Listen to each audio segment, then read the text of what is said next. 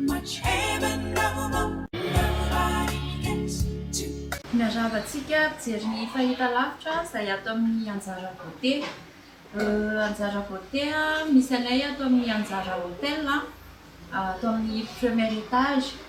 Amin'ny Anjara Beauté zany le beauté mikarakara momba ny fahamanjana izanay dia anisan'izany eo amin'ny lafiny taovolo, fanamboarana volo manao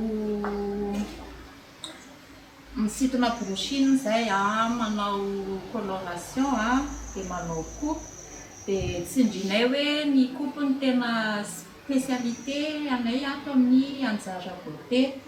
Dia ato koa zany misy manao esthétique izay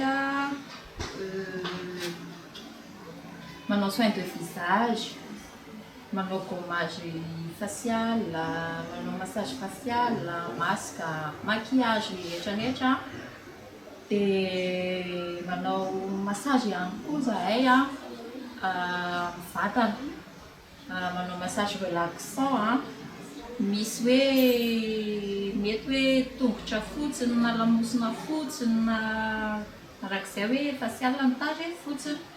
Dia manao épilation koa zahay épilation rehetra, ny volomaso. Rehefa épilation dia ataonay daholo zany indrindra ho an'ny vehivavy. Dia manarak'izay dia misy koa ny barre à ongles ato karakara momba ny fahamanjan'ny hoho.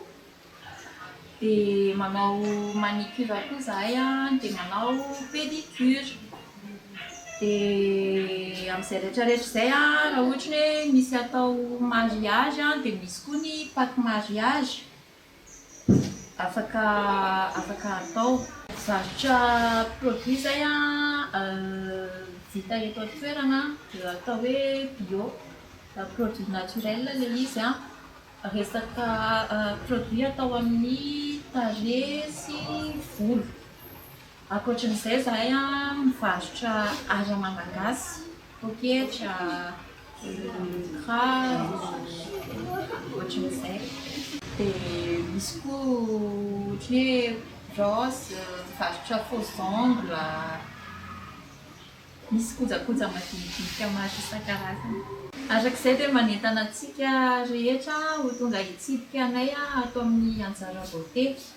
Averina ihany hoe ato amin'ny Anjara Hotel misy anay ato amin'ny premier étage.